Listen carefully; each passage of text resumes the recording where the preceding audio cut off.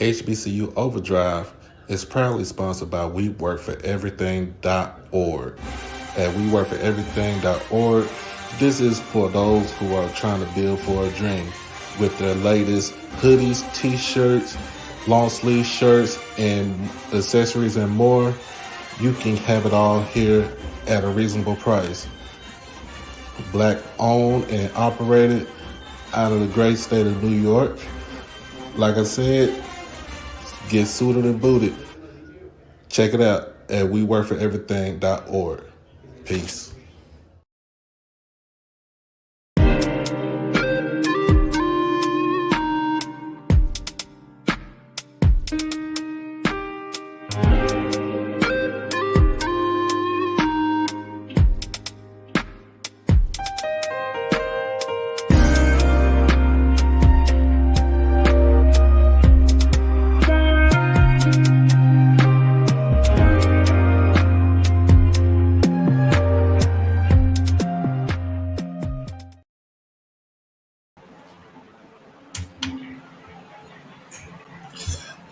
Ooh, hold on, y'all. Let me get this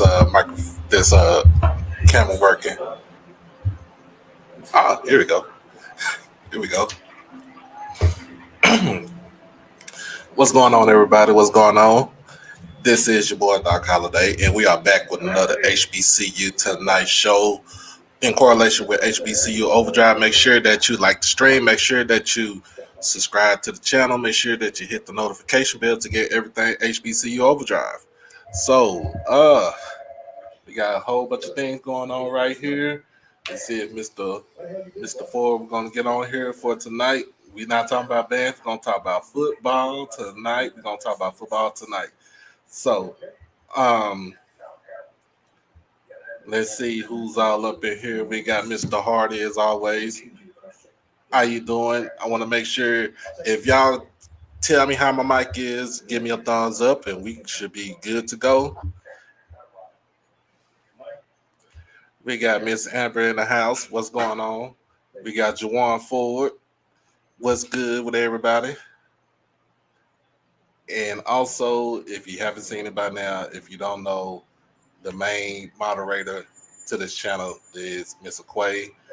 She does have a bulletin board of material, so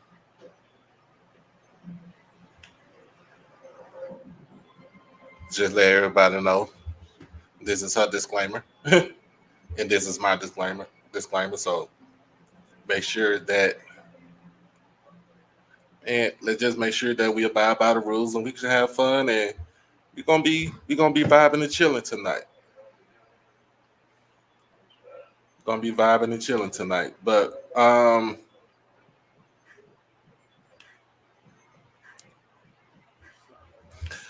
first, let's see. I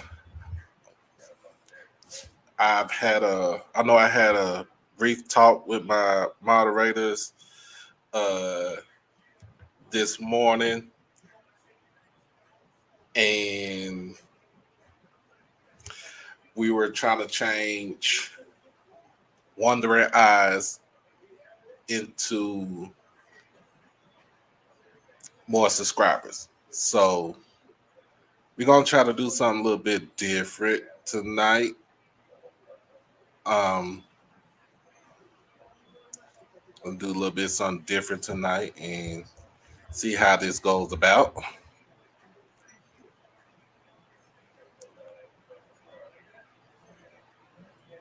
And I know a lot of people is looking at She Loves D, but make sure once y'all finish watching her, y'all come over here and we get it all going.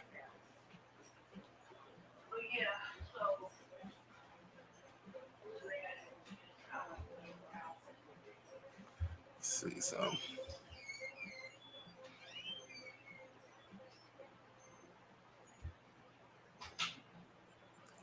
All right, let me see what we got going on right here. As always, guard. So what I'm gonna be doing is I'm gonna be doing a lot of polls and other things going on. I just want to get everybody's opinion.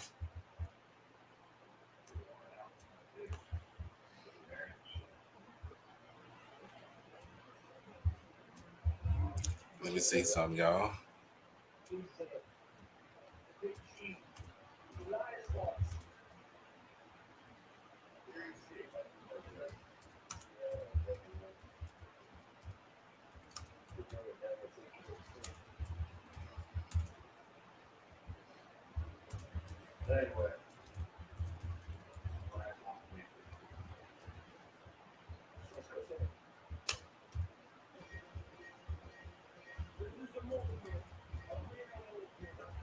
See if we get this going.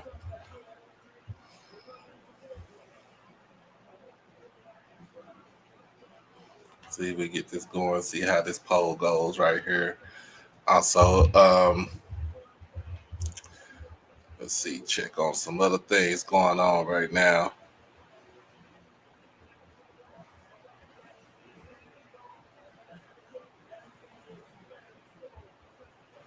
I think I got something going on. Anyway, how's everybody evening? How's everybody evening right now? How is everybody evening? Um, as always, as usual, it's hot here in Texas. So we were up to, I think, 107 today.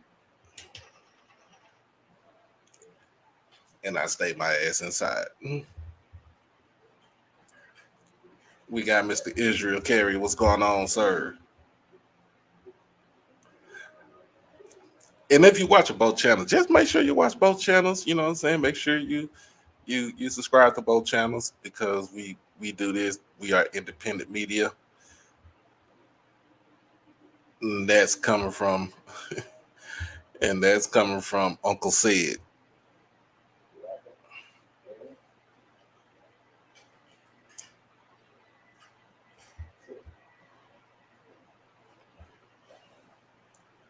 So let me see.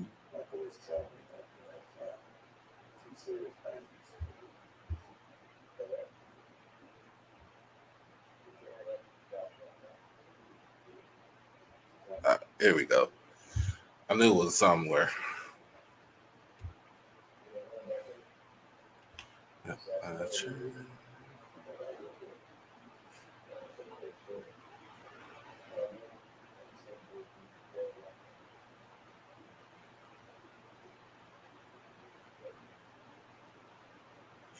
Let me see.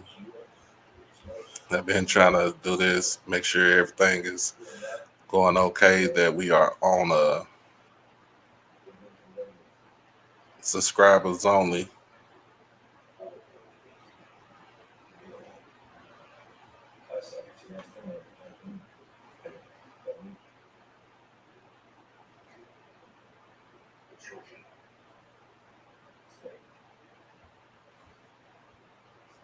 Make sure we on subscribers only mode. That way,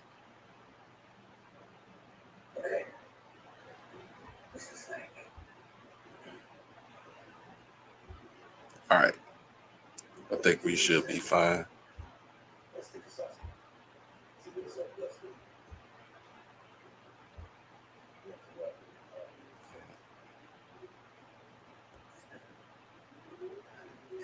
Nope, I messed up. So we gonna do it like this.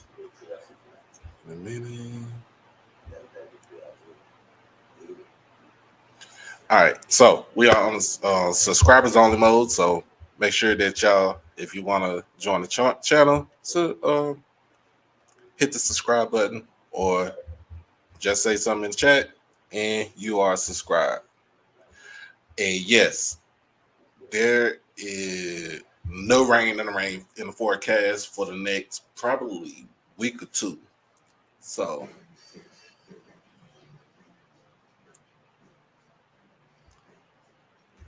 just for all of us folks that's here in Texas, man, we just gotta deal with it. And I've been here pretty much majority of my life.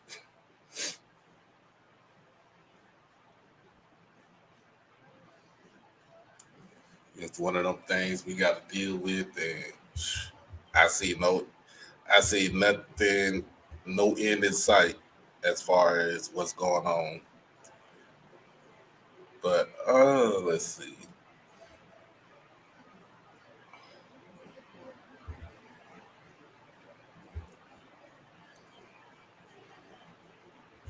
All right. So let's get to it. Let's get to it because I know we ain't got too much time. Let's get to it. I know Mr. Ford might be on the thing with Timona. So if he is, I'll just send him a link right here. We could talk about what we're gonna talk about today. But anyway, first things first. First things first. Let me see something because I think I did something wrong.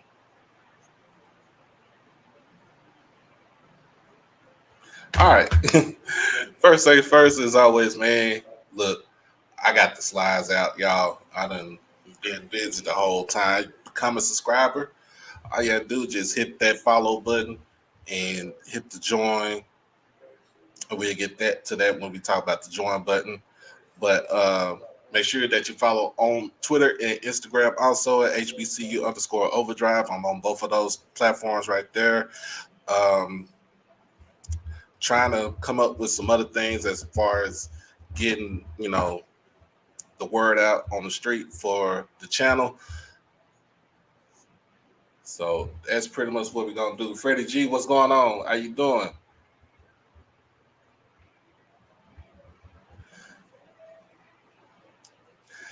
But what's going on? Me at Mike, you see you checking in as always, as always. So just become a subscriber. Boom. We get you going. Let's see what we got next. All right. Become an exclusive member. Here's the membership person. Now, this is what I talked to my moderators about this morning to try to get where we need to go. Um, Basically, you get exclusive members only videos. So if I change it, if I change the mode from subscribers mode to members mode only, that means only the ones that are exclusively that have been a paid exclusive member would be only be able to watch those shows right there. All right. You get early access to new videos. So basically, whenever a video comes out, you will get that access to the videos, be it via YouTube, via Twitter, via Instagram. If you're on Facebook, via Facebook, I'll be on there all the time. Member shout out. So basically, I do shout out all the members that have become an actual exclusive member to the channel, so you'll get a special shout out. And then members only live chats. Basically, it's the same thing as exclusive members only videos. So if I change it to members only videos, then it would be a members only live chat. So it would be only be in between that realm. But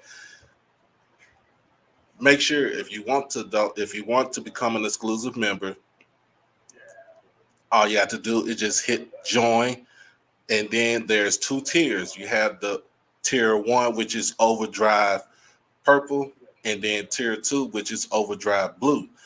Now I am going to come up with some more things as far as to come up so far with the blue platform, so that way we can actually get all those people who will subscribe. um, we get a way for y'all to know what type of things that we're doing with the channel, um, what initiatives that we're going to be running from the channel, and so on and so forth. So that would be the thing about it. So make sure that you become an exclusive member. Like I said, I will shout you out. And when you become an exclusive member, your money helps out with initiatives and also goes back to the channel. I do not touch this, y'all. So for those that are new to the platform, I do not touch the money. It goes towards initiatives. It goes towards the channel. So if there needs to be, as far as we have to get to a certain spot, as far as get to a game, so we can cover a game, that helps cover that. Um, if we have an initiative as far as raising money for any type of awareness, it covers that. So I will make sure that your money goes to where it's supposed to be going. I do not play with people's money. I just want people to understand.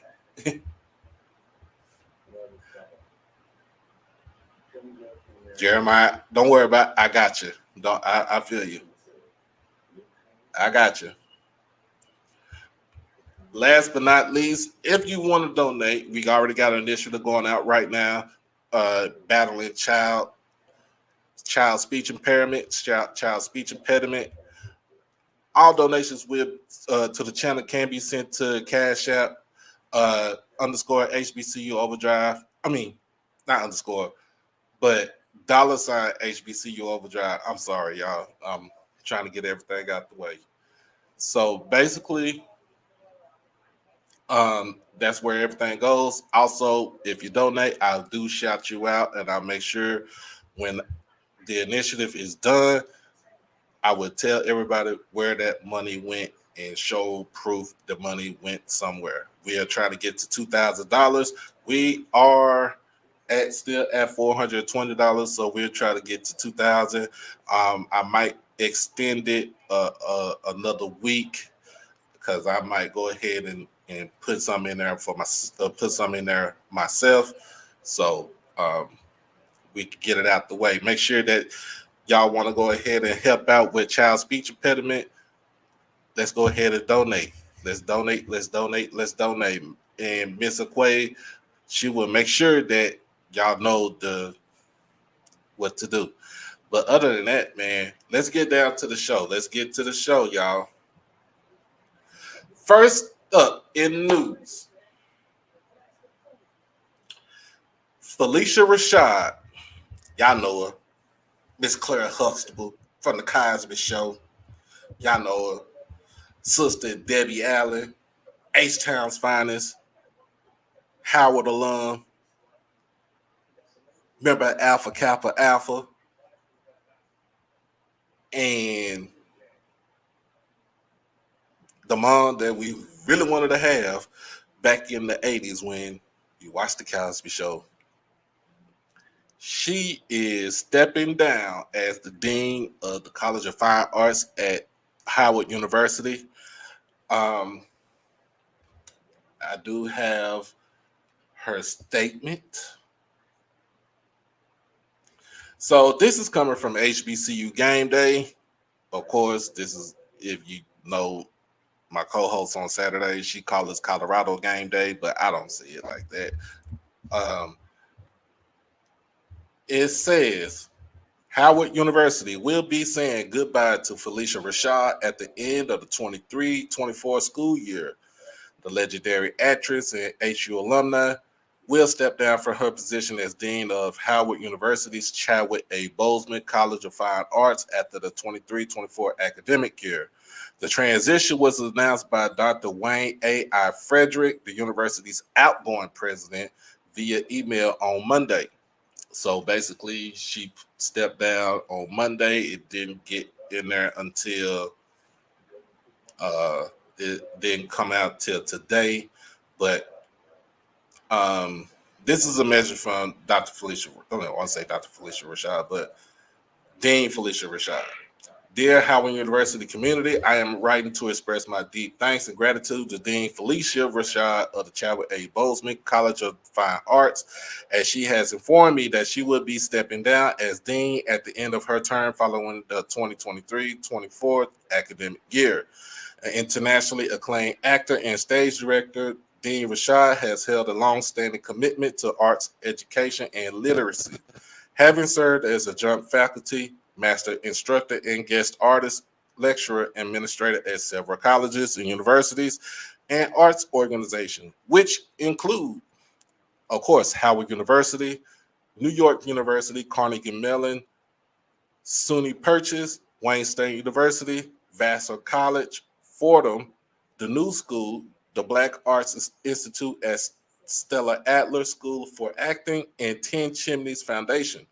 Dean Rashad holds the distinction of being the first recipient of the Denzel Washington Chair in Theater at Fordham University and the inaugural holder of the Toni Morrison Endowed Chair in Arts and Humanities at Howard University. Man, she is acclaimed, so let everybody know that. In 2021, Dean Rashad returned to the alma mater to lead the reestablishment of the College of Fine Arts as an independent college and to restore it to its rightful place as the Center for Arts and Creativity at Howard University. The college was renamed in honor of world-renowned actor, playwright, director, cultural activist, and Howard alumnus, the late Chadwick A. Boseman. During the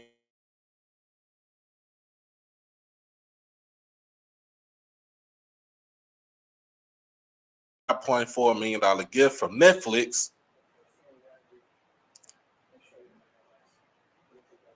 Yeah, Netflix gave some money, gave up that cheddar to establish the Chadwick A. Boseman Memorial Scholarship, which provides incoming theater students in the College of Fine Arts with a 4-year scholarship to cover the full cost of university tuition. Y'all know how its tuition is off the charts. It's high.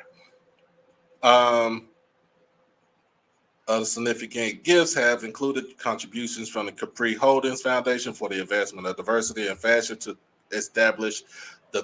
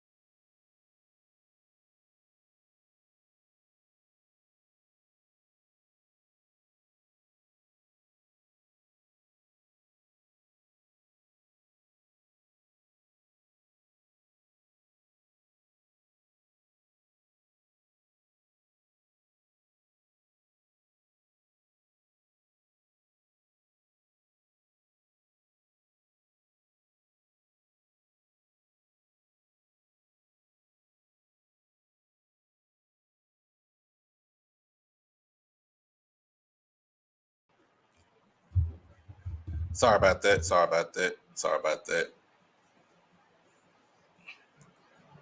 Had technical difficulties. I'm back. I should be back.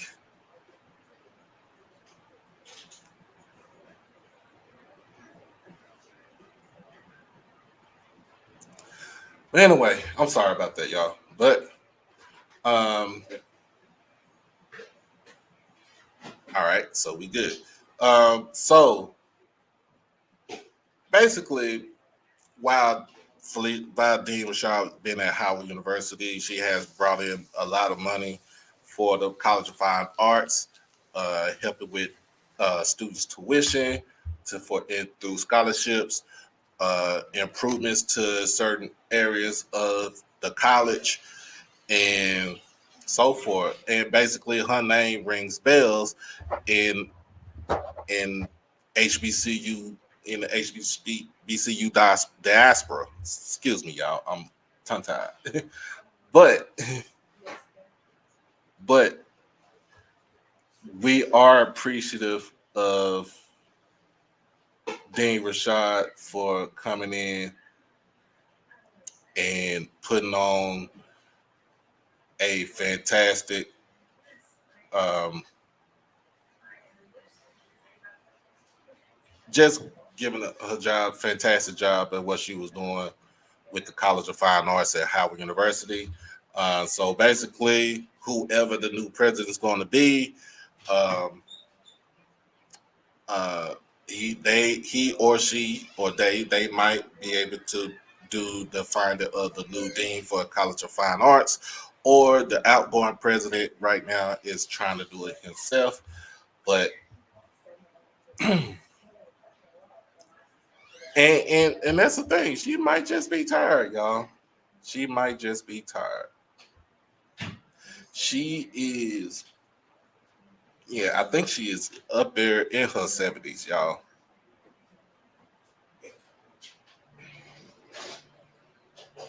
I think she's up there. She's up. She is up in age, so y'all have to understand that she just might want to just chill out. She's done what she's done. She's been a pillar in the black community for so long. Maybe she just want to chill out, y'all. Uh,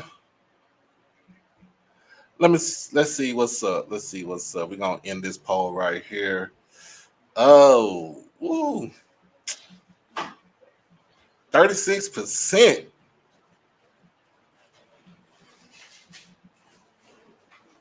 36% of y'all say that case that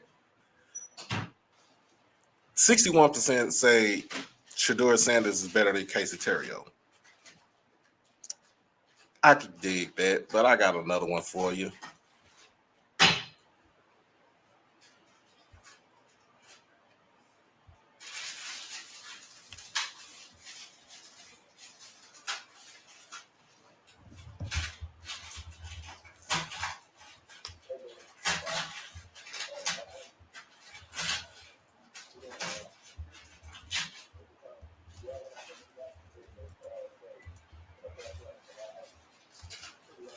And I'm gonna add some more options there for y'all, so y'all won't be complaining. We ain't got enough options over here.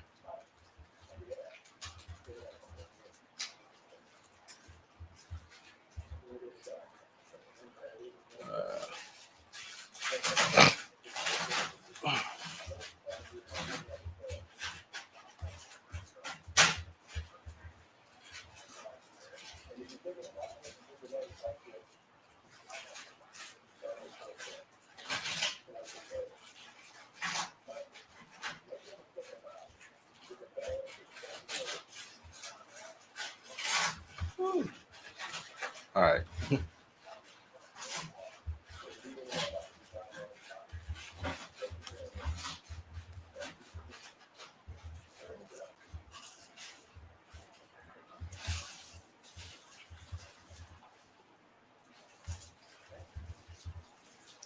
All right. Here's a new here's a new poll out right here. Make sure you check that out. All right.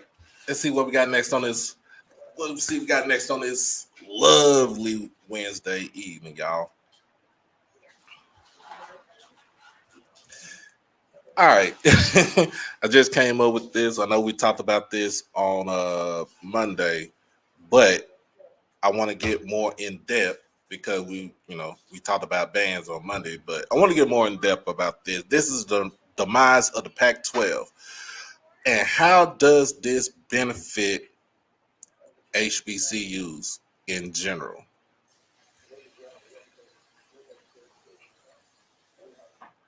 Um, how does this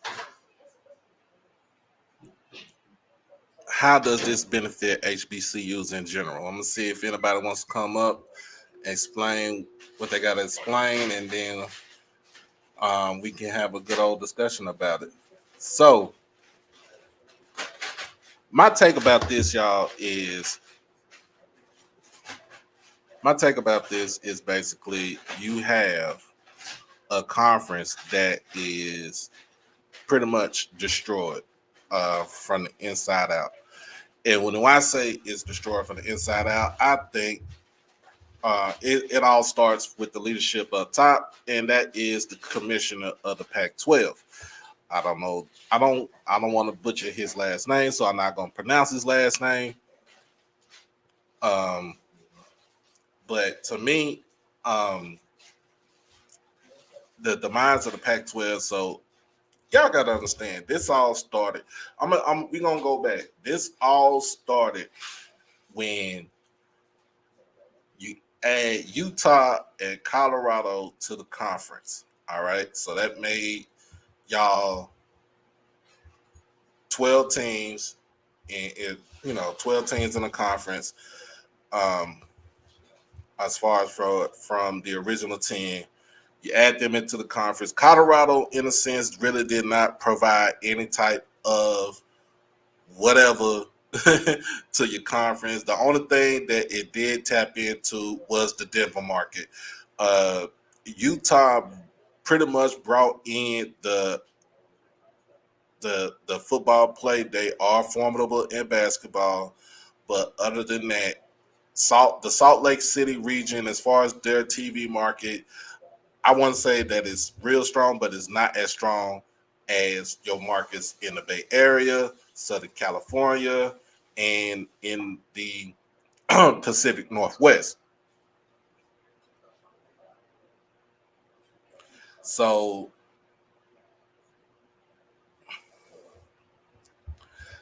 my thing about this is, y'all, is basically how where did this all go wrong? Where did it all go wrong? It basically it all went wrong when the dominoes start falling with conference realignment everywhere. Uh, Schools leaving for greener pastures, and when I mean greener pastures, I mean money. so so pretty much that is what you see with the Pac-12. Um, the dominoes started to fall with USC and UCLA, pretty much your two, almost basically your two stronghold standout flagship schools to leave out of the conference. Um, they decided to say, hey, we're going to take our talents to the Big Ten. We're going to stretch the conference out from sea to shining sea. We'll holler at you. Um, and but the new Pac-12 ain't gonna be the Pac-12 next fall. Shoot, that it's gone. It's gone, y'all. It is gone. It is gone. So that was the domino that started falling. If I'm the commissioner of the Pac-12, I am calling everybody on the horn, trying to say, look, do you want to join? But first of all, before I even start calling, I'm putting in bids on TV contracts, because that's the reason. That's why those two schools left. You don't have any kind of secure, like financial security in place. You don't have it. Everybody else is getting these $1 billion, $2 billion TV deals that stretches across several networks, and you're stuck with the Pac-12 network.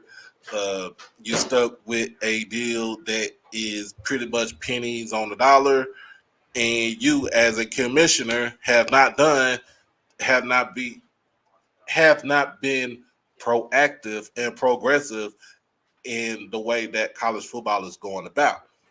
So, in a sense, where does this mean? What does this mean for everybody else? The dominoes started to fall where UCLA, USC decided to go to the Big Ten. Then you go back. Then you go a couple of weeks later. A couple of weeks ago, you got Colorado. Hey, we're gonna go back to the Big Ten. We're gonna go back to the Big 12. All right, that's our natural position. We know the play. We know the teams in the Big 12. We played against most of them that came from that was a part of the Big 8 back in the day. We're gonna go back to where we know we get money from, and we have the ways to tap into certain potential as far as recruiting goes. Um, and also, the Big 12 is going to be the next one to get a big deal as far as the TV contract goes. All right. Now you got Colorado going back to the Big 12. Then you turn around and you see um, Arizona State, and Utah decided to go to the Big 12. Arizona wasn't going without Arizona State because both of those are ran by the university. They're ran by, I think, Arizona Board of Governors, Board of Regents. And Utah made so much sense because Utah is basically next to Colorado. They can tap into that market, and plus, man, they bring a good brand of football that people want to, see. Um, so you basically um So to me, you basically go into you're basically going into panic mode because your other schools that you got going on, you have Oregon, Washington, Washington State, Cal, Stanford. You have those schools to worry about. Oregon State, you have those schools to worry about. But no, um, there was a wrench thrown into it. Basically, Oregon and Washington say, nope, we're gonna dip. We're going to the Big Ten. Makes more sense for us. Now, the Big Ten not only has a TV market in the New York, New Jersey metro area, they have the Chicago TV market.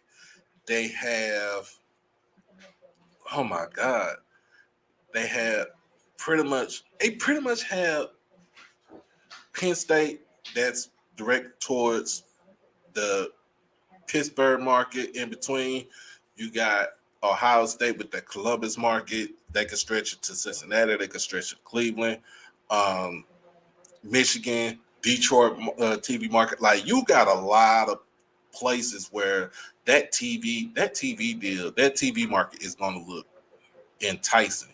So, and plus you get Oregon, who is backed by Nike. I mean, not saying just to be outfitted, but Phil Knight is the alumnus of Nike. I mean, is the alumnus of Oregon, and basically you got his blessing. Most of the teams in the Big Ten are outfitted by Nike. So man, look, it's a win-win situation. Plus, you get the University of Washington, who not only has a great athletic department, but their academic department is second to none, y'all. I'm just saying I'm just saying second to none. Their academics is up there, up there. I feel like I call them. I mean, I wouldn't call them the Harvard of the West. I call them the Princeton of the West because the Harvard of the West would be Stanford. So now you got those four. You got pretty much 8 teams out of your whole conference is going to other places, which leaves 4: Stanford, Cal, Oregon State. I'm missing one. Washington State. Now, now, what's going to happen is it's either, to me, it's either this: Stanford and Cal are being looked at by the ACC. The ACC is in the same situation as the Pac-12. Their TV deal is trash compared to what the Big Ten and the SEC got. Now,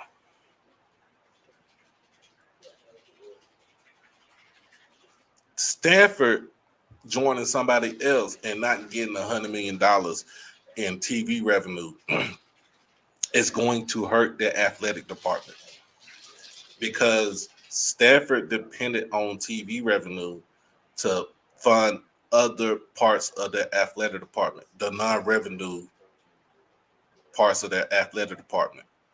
So if they go to a lesser conference, if they go to a conference that has a lesser deal, they're going to be struggling. Now, I feel Stanford. If I'm Stanford, I'll go independent. Why not? Why not? I'll go independent. Same thing for Cal. I'll go independent. Um, it's always to where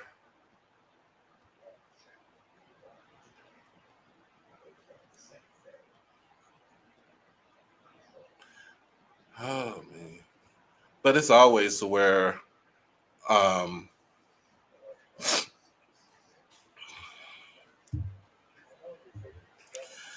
I'm going somewhere to basically make sure that we are getting heavily compensated and we are in a conference where it will thrive. Now, what does this mean for what does this mean for the other conferences, the other schools? Like I said, Oregon State, Washington State, they are in a they are in a pickle. And to me, I just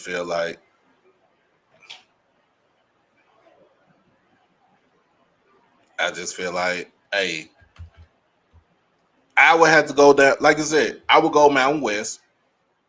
Uh, I would go Mountain West. Mountain West would have, I think they'll have 14 teams. Um,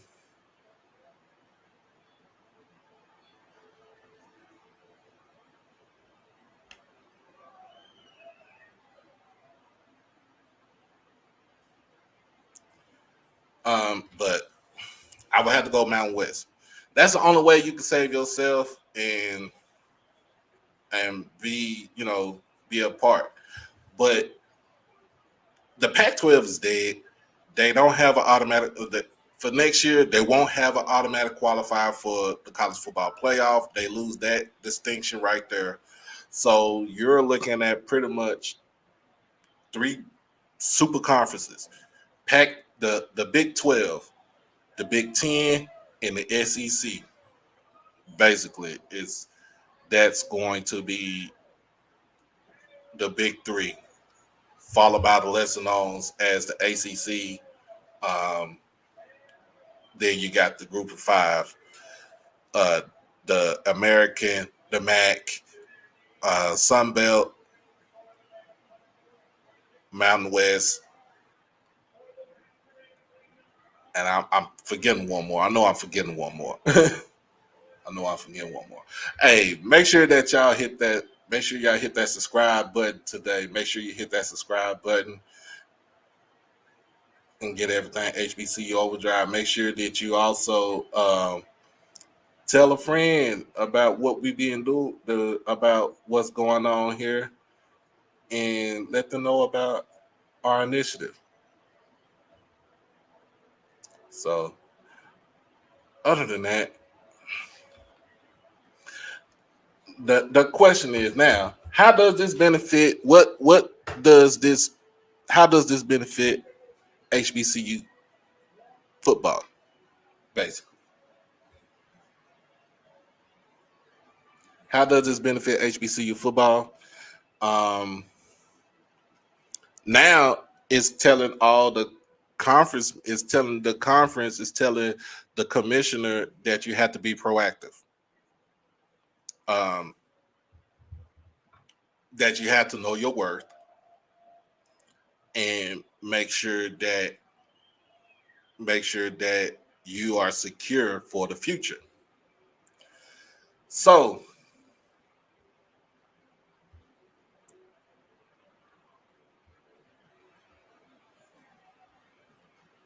all right, let me get this down. So,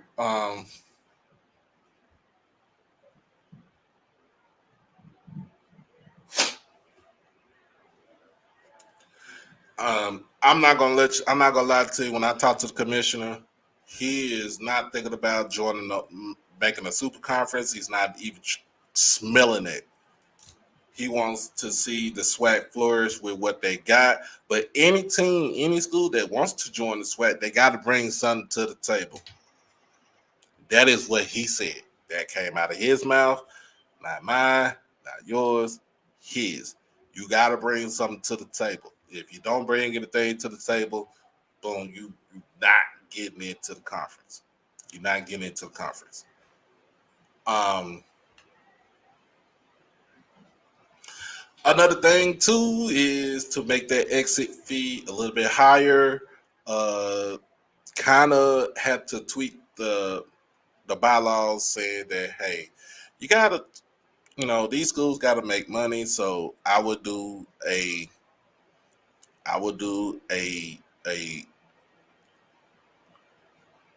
55-45 or in the way of the schools.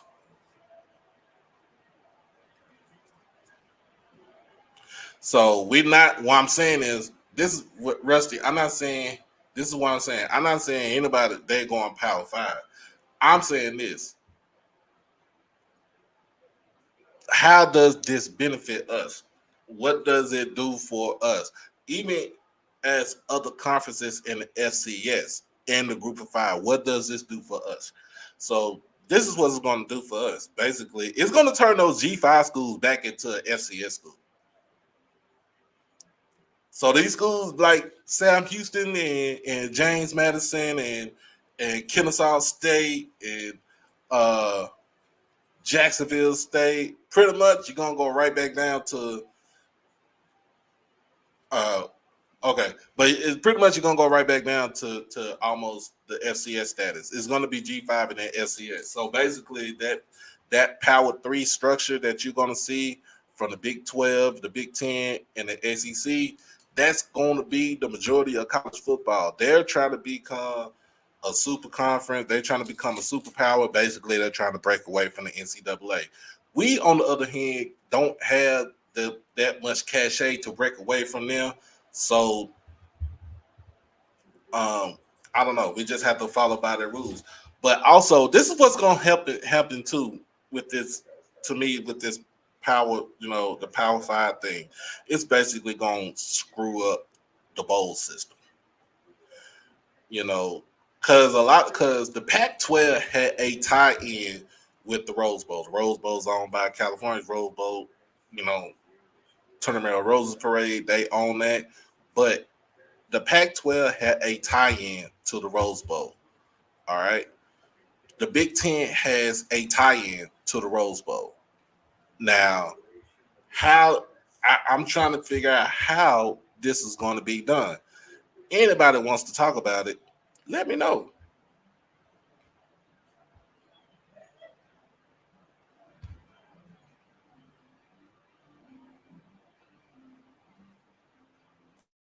Uh,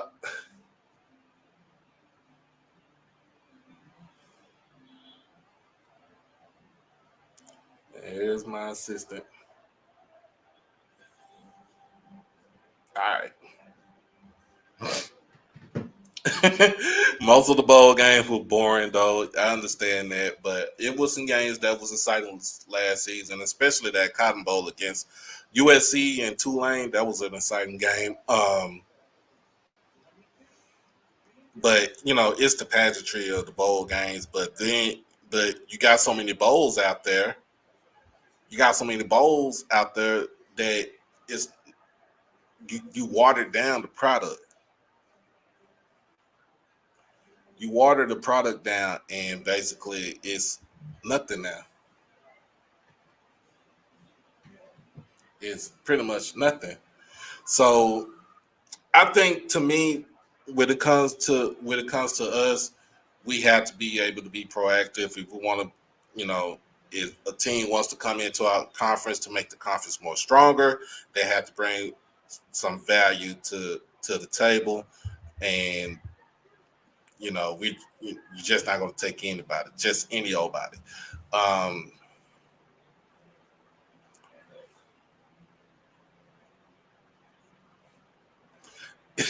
you're right. You are right. Cotton, orange, rose, sugar, and about 10 more. That's it. The rest was trash. They are. I mean, Cotton Bowl. You get up on New Year's Day to watch the Cotton Bowl. You get up on New Year's. You wait till New Year's night to watch the Orange Bowl. The Rose Bowl was played on New Year's Day in the afternoon. The Sugar Bowl was at night. And then you got your other bowls that come around. Peach Bowl, that's in Atlanta. You got the Alamo Bowl, the Alamo Bowl, whoever's in there, they bring the fire, they bring the heat to it. But you have these different bowls where they bring in and they generate money for college football, and it's exciting football to watch. But now you bring in so many other bowls out there that it just watered down the product. It just watered down the product, and so I see why everybody don't want to play in the bowl games most of the time. What for? Now, if the bowl game was to determine the national championship, then I'm not missing that for nothing. I'm not missing it for nothing. All right. Let's see what we got going on with these polls right here. With this poll right here, let's see everybody. Oh my goodness! Hold on now.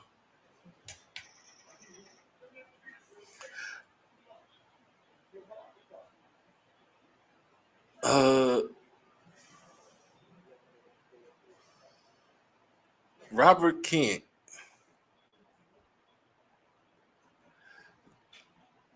It's 31 votes in, y'all. Robert Kent is leading the pack with 74% of the votes, followed by Shannon Boyd with 23%, Mark Washington with 3%, and Graylin Pratt with 0%.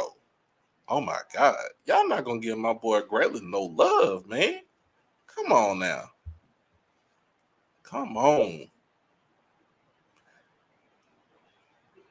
Mayon, what you got? Once JSU get everything upgraded and add new resources, facilities, they won't have any excuse not to add in JSU. They'll be able to show the comparison with James Madison and Kennesaw State. I don't know about James Madison, or I don't know about Kennesaw State, but because I'll tell you this: Kennesaw State basically is a FCS posing as an FBS. I mean, it's a FBS school posing as an SCS school. That school is 43,000 students.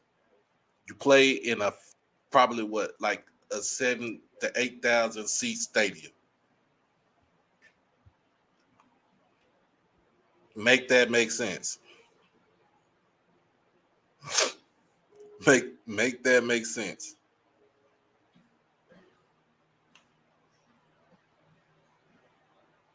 I just want to make sure.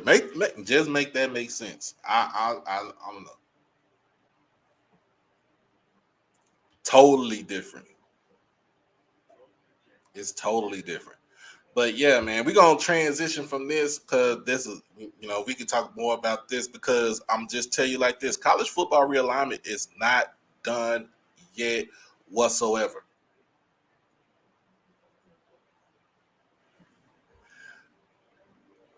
Okay, so before we leave out, let me say this. So Kennesaw State is not good at all and don't generate the numbers that Jackson State does. I'm sorry to tell you this, but Kennesaw State was a perennial playoff contender in the FCS. They had one down year, and people want to write them off. I'm saying this.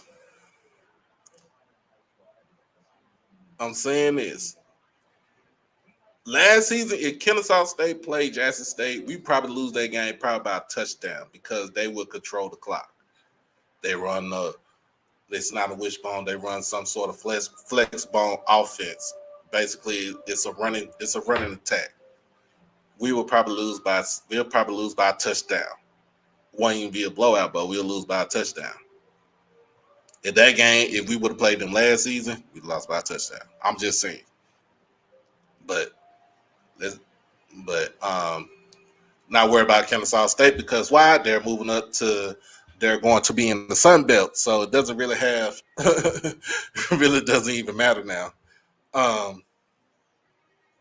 But we're going to move on to the next one. We're going to move on to the next one right here, y'all. And I want to get y'all opinion on this. We already been talking about it. Who's the best JSU quarterback? As you see on the picture, I didn't really get all of everybody, but I do have Jimmy, the Magic Man, Oliver, Mark, the General Washington, Shador, they call him Grown, Sanders, and you can't beat this nickname right here, Casey White Tiger Terrio. Like, you can't beat it. So the reason why we're talking about this is basically because there was a poll. I wouldn't say there was a poll, but there was a poll.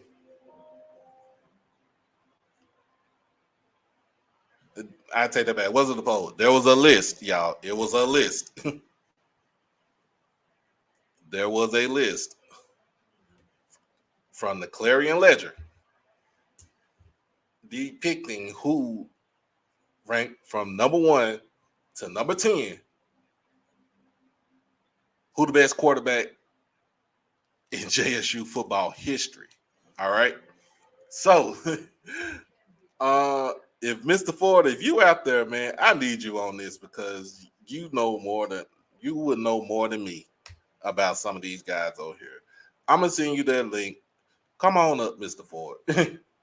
Or anybody that wants to talk about, football, this quarterback list, y'all come on up. I do have the link in the chat for you to jump on. Tell me who you think should be number 1 and basically explain why. So, the Clarion Ledger, basically the first name on this list that they put as the number 1 QB from Jackson State in Jackson State history is Sean Gregory. Sean played under W.C. Gordon. He was a part. I think he was. Tell me if he was a part of that 8 out of 10 SWAC titles from in that era with W.C. Gordon. Give me a thumbs up if that's correct. But this is what they say. This is what they say. And hold on, let me end this poll right here.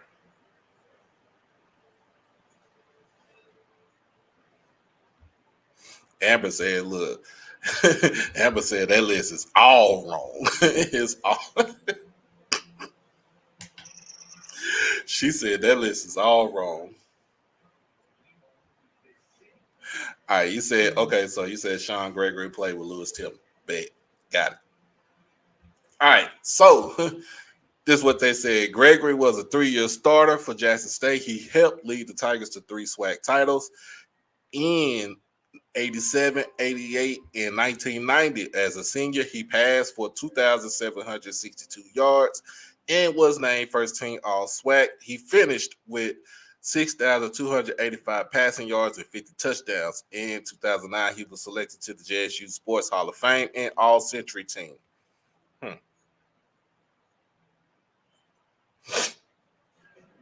So Sean Gregory, they say Sean Gregory was number 1 on this list. So pretty much, yep. Number 2 is Roy Curry from 1961 to 62. Curry led JSU to his first National Black Championship in the 30th Orange Blossom Classic by defeating Florida A&M 22-6 in 1962. Curry was named the Pittsburgh Courier All-American. He is in the Jackson State Hall of Fame and All-Century team. He was the godfather and trendsetter of JSU quarterbacks. Well, I think you cannot argue with that because he did win us our first. I don't know if he's number 2, but he did win us our first national championship. back in the 60s. What's up, smart guy, Ray? Mr. Campbell, I need you up here. I need you up here, front and center. Even though you're a FAMU Rattler, you know history of Jackson State football. Number 3 is Shannon Boyd. First of all, this is what they said. Shannon Boyd ain't never lost a SWAC game. That man ain't never lost a SWAC game. He took over as a starter midway through the 85 season. In 1986, the Boyd led JSU to a 9-3 record. Hold on. What's going on, Chuck? What's up? What's up, Doc? How's it going? Good, I'm good. So tell me, man. Tell me, who do you think should be number 1, number 2, number 3 on this list? So I'm running it down. So we got number 3, Shannon Boyd. Basically, I, I Uncle watched Steve's. Boyd play. I watched Boyd play at. I watched Shannon Boyd play at Jackson State. I watched him in 1986 when I was in 86 during the time I was in the 6th grade. Then they ruined Gramblin's homecoming in 1986, and then I watched him again in 1987 in Jackson, and they did a number on Grambling again, and then after him. I got a chance to watch Sean Gregory after Shannon Boyd. Sean Gregory, I watched him. I watched him beat Grambling. Grambling beat Sean Gregory only one time. That was in Jackson. In Jackson, that's when Grambling went to the playoffs that year in '89. Okay. They played Stephen F. Alston. They lost to Stephen F. Alston. Grambling had a quarterback named Clemente Gordon. And Jake Reed was on that team. Jake Reed, Fred Jones, Andrew Glover, and they went to the playoffs. They lost to in '89. In 1989. They lost 59-56 to Stephen F. Alston. Stephen F. Alston had Todd Hamill and Larry Centers. I listened to that game on radio that year.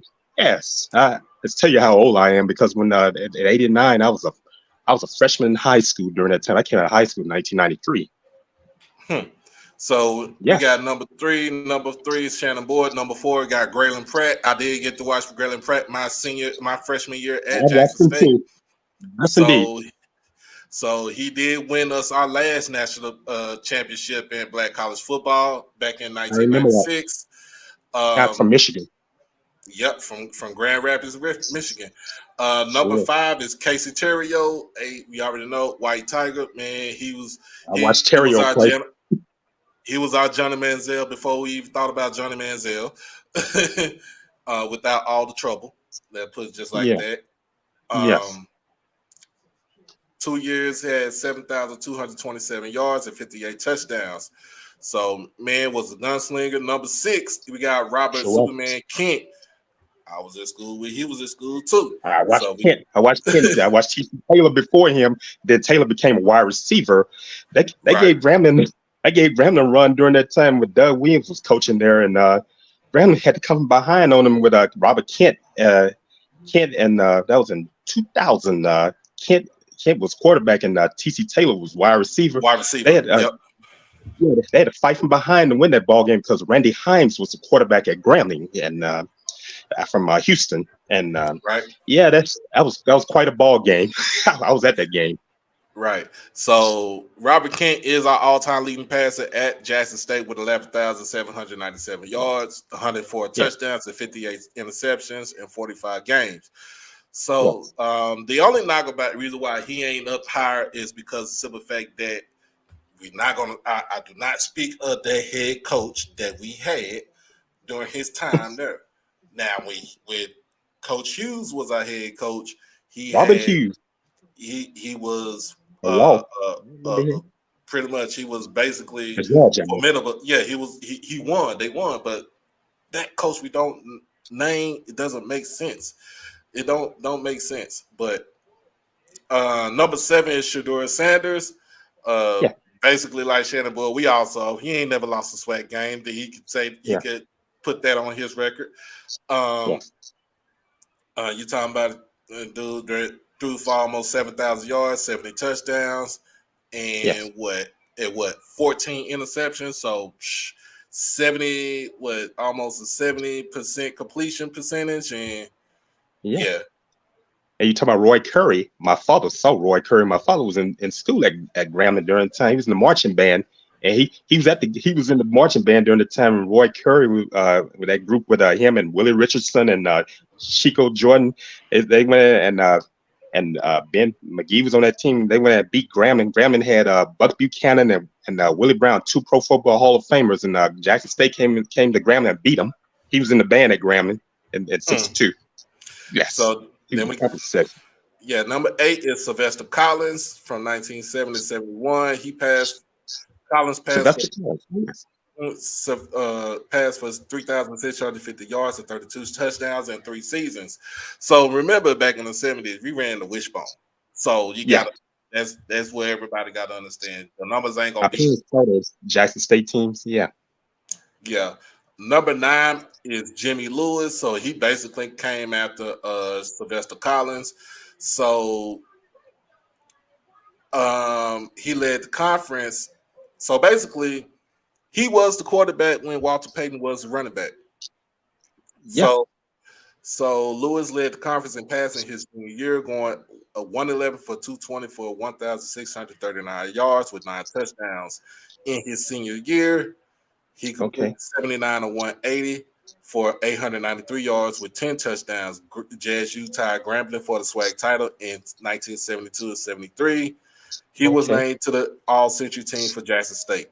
So everybody got to remember, this is the era of Walter Payton, where Payton, he was. This was basically, this is basically straight up running. This is Robert. This is Bob Hill's team now. Betsy Gordon was the defense coordinator. Yes. And then number 10 is Keith Taylor. From 78 to 81. So he was a 4-year starter. As a senior, he was 74 164 for 1,514 yards with 13 touchdowns. It was impressive because Jackson State ran the wishbone option and had 2 running backs, Perry Harrington and Jeffrey Moore, rushed for 1,000 yards each. That's that team that played Yeah. So basically, those are times where you would saw probably a quarterback pass for probably about a little bit over 1,000 yards in one season. Boom! It ain't that ain't happening no more. So here's the honorable mention right here. John McKenzie. John McKenzie is on it. Cornelius Addison, Jimmy Oliver, Ernie Hutt Williams, and that's it. Now, here's the whole thing. It's one quarterback that they not put on here for honorable mention. I seen him play my whole time I was at Jackson State, and that was Mark Washington. I remember him. I watched him play. Seen him play in person, had time to talk to that. I'm sorry to say this for the Clarion Ledger. That's total disrespect to not have Mark Washington on your list. You talking about a dude that went 93, what 74? Yeah. Those last 3 years that he played under Big Daddy Carson. So it was. I mean, Big Daddy Carson. So I'm just saying.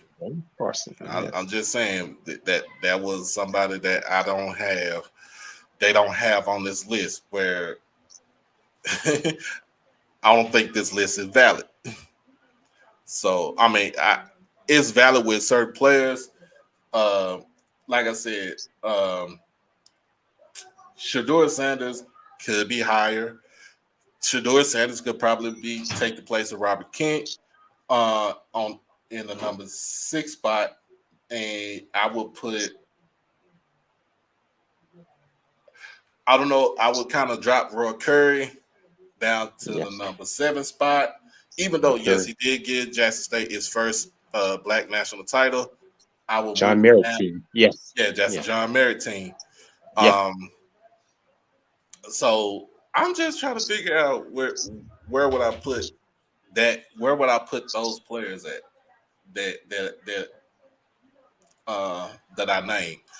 Um, Jimmy Oliver. I mean, when he was Jimmy here, Oliver, Washington. yeah, he won with Yeah, with Rick Rick Hamilton. Comage. Yeah, with I was Rick at the Comage. I was at that game when they beat Grambling. That was Rod Broadway's first season at Grambling. And they're in Birmingham, and Oliver just lit it up there in at Legion Field. My father and I went to that game. Hmm. Yeah, But yeah, Oliver lit it up. Yeah, man. So who would you rank from number 1 to number 10, Chuck? brother, brother Holiday. That's a tough one. That list is just made a great one. I couldn't even start to do that. That's one thing I really felt at when they start doing all these rankings, and Blue and them can do all these type things. That's somebody I never had that thing for that, because all those guys are great in their own way. Hmm. I feel you. I feel you. Yes. But I thank you for jumping on, man. Oh yeah, it's great conversing with you. Oh yes, sir. Yes, sir. You have a good one, man. All right, you take care. You be safe. Stay cool, because it's hot here in Monroe, Louisiana. Imagine what it's like out in Dallas. Man, it's 100. It's still Woo. 104 degrees outside. It's 100 here in Monroe. 100 to I, 102. can't do it. I can't do it, man. You You have a good one. do. All right, you take care. Be All safe. right. All right. You too. All right. All right. All right, man. That was Chuck Hunt in the on the live. And if you do not, if you don't read what Chuck has to put up in his chat, um, and he know a lot more than what I know a little bit.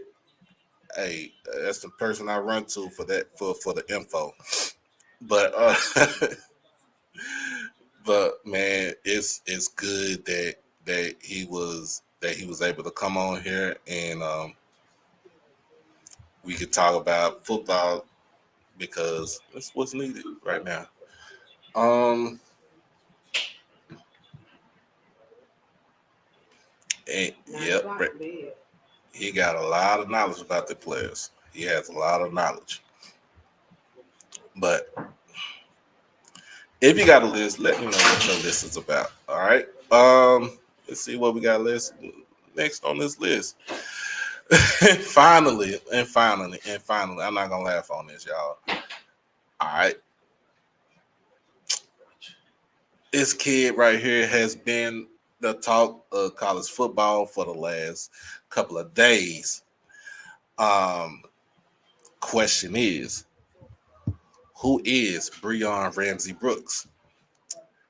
And I got the answer for you. I got the answer for you. Hold on. Let me find something.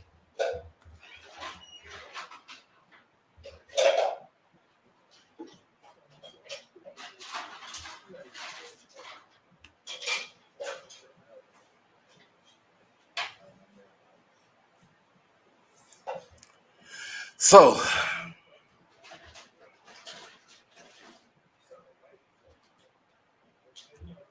so this is a mountain of a kid right here. I'm just letting y'all know. I'm just being honest with you. I had the chance to watch this kid play plenty of times in the last 2 years. He actually graduated. Him and my niece graduated this past year, from high school together. Like I said, she was a cheerleader for South Oak Cliff. But I'm gonna be able to put it in. I'm just putting an atmosphere right here. Uh,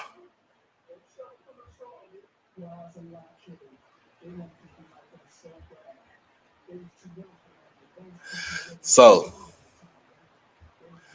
Breon Bubba Ramsey, Big Bubba. I'm gonna just let y'all know, Big Bubba, 4PF Bubba. That's what he calls on Instagram. 6'5", 455-pound freshman offensive guard for TCU right now. In his playing time at South Oak Cliff, he was 6'5", 380.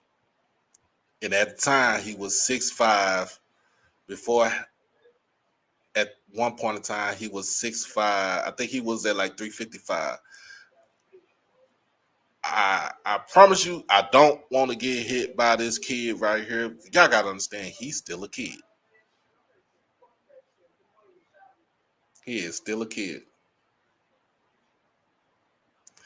A lot of people are concerned about his health, but I think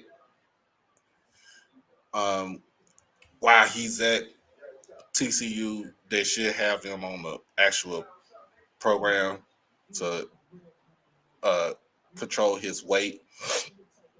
But he is a force to be reckoned with. I'd seen this dude carry somebody.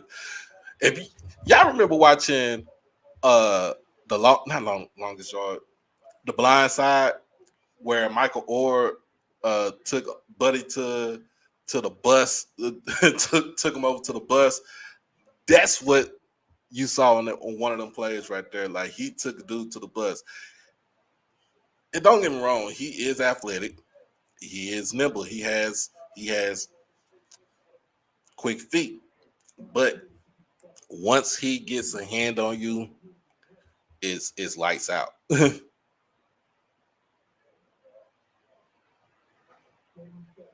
It's lights out.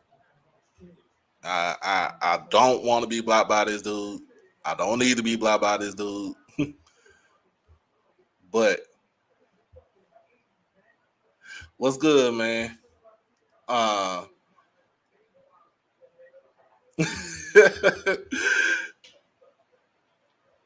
Oh my goodness! If you live here in Dallas like me, man, you would know who Big Bubba is from South Oak Cliff.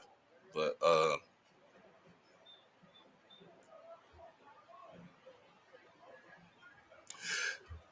I mean, but yeah, and we still gotta understand he's still a kid.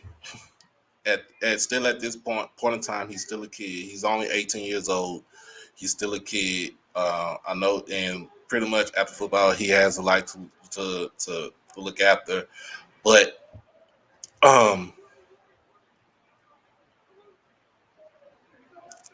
you know, to me, it's all about what he's doing on the football field. I mean, and he's a fan favorite. He's a fan favorite. Um, and I think at this point, it's going to be the time to where um, he'll be able to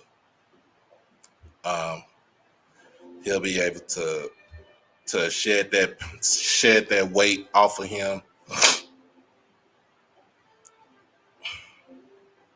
shed the weight off of him, and just to be, you know what I'm saying, just to be a normal kid. Y'all, look, Jackson State offered him. They offered him. And I think this was during Prime's year. No, Jackson State didn't. No, I'm gonna tell you like this: Jackson State didn't offer him like that because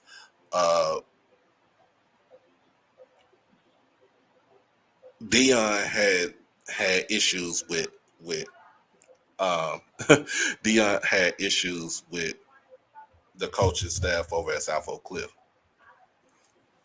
He didn't even give no kids an offer from them school. And you talking about a two-time Class 5A state champ. Yo, Mr. Campbell, they don't have pads. They couldn't find enough pads to fit that dude right there. But my main thing is his health.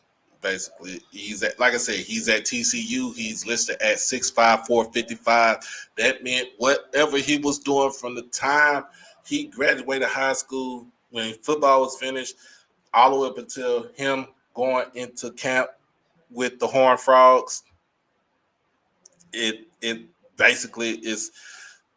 We don't know what was going on at that time. like I said, he is still a kid.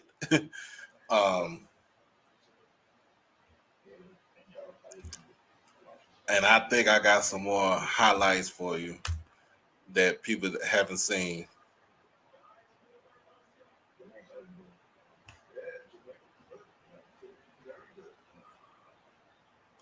This is it right here.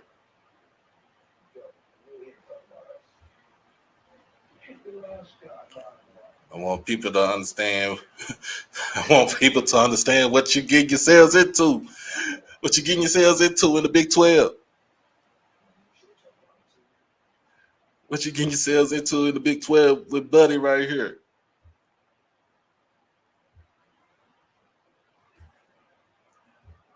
Now, this is from the Rivals camp that was held earlier this year at Capel High School.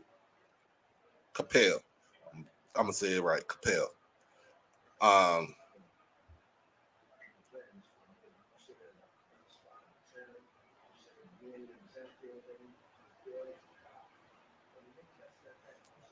and he can hold his own. He's not playing tackle. He's playing guard. He can play center.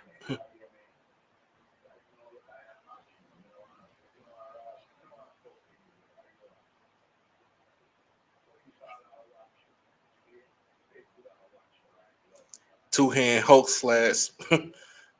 You can't get around that.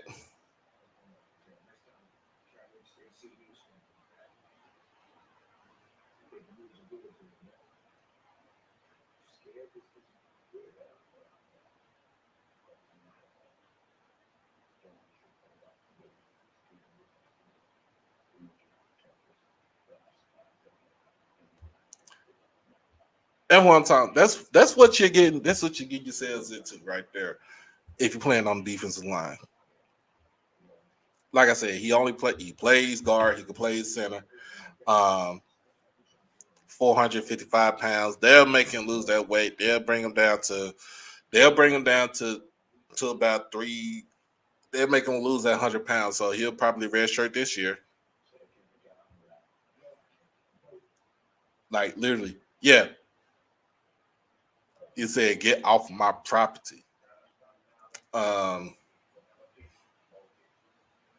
he'll lose that 100 pounds. He'll be probably, I would say, get him at 303. You get him at 345. You put him at guard. Um, he has good footwork. Um, it's just that extra pound. He will be dominant in college football. In college football, he won't start this year. He won't do anything as far as this year, but get the weight off. That's it. Get the weight off. So, and I don't know. I guess people want to ask me why did I talk about this kid? Like I said, I know the kid. I don't know him personally, but I've seen him play. Um, he's a good student, good kid. I think he had a 3.3 or 3.4 on his GPA. Um, yeah, he's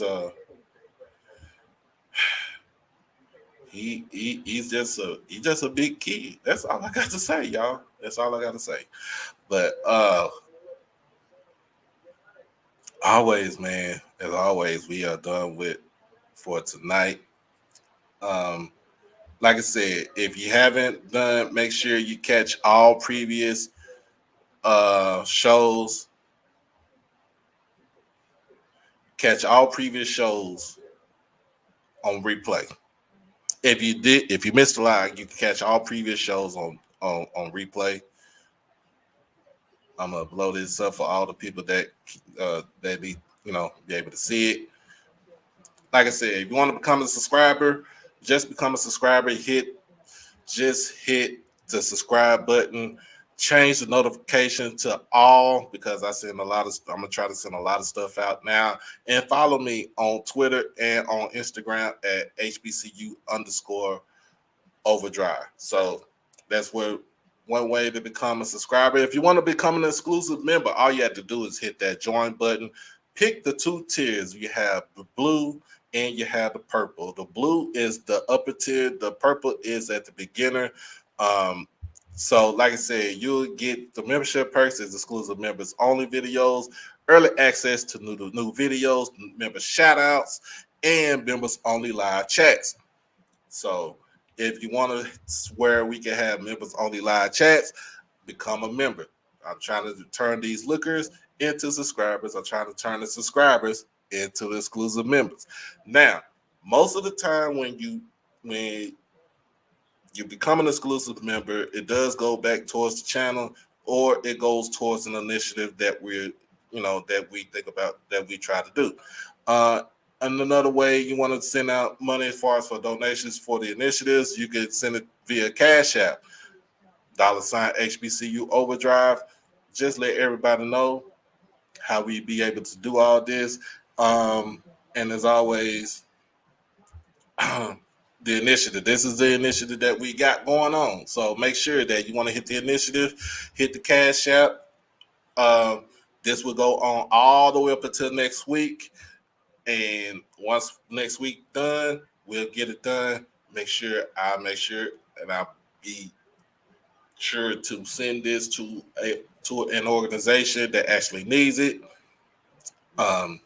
which is going to be real helpful for a child in need.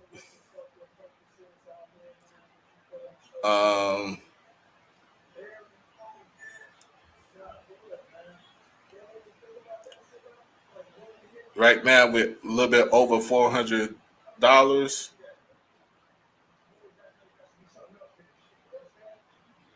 We have $420. Last people that donated was Miss Tamika Sharp with $10 donation, and Uncle Sid with a $25 donation. So give them a shout out. And pretty much that's it, y'all. That's it. So I'll probably be back on this thing either on Friday, or we'll do tag team on Saturday night. So in the meantime, between time, make sure you become an exclusive member. Make sure you become a subscriber to the channel. This has been HBCU Tonight, episode 34. You see this title on the screen. Make sure that you hit that subscribe button. Make sure you comment first. Comment, share, and then most of all, subscribe to the channel. Hit that notification bell to get everything HBCU Overdrive. All right. But other than that, everybody be blessed. Everybody stay safe. Everybody stay dangerous, man. Stay inside. Stay out of the heat. Hydrate yourself, as I would do for myself. We out this thing until this weekend. Peace.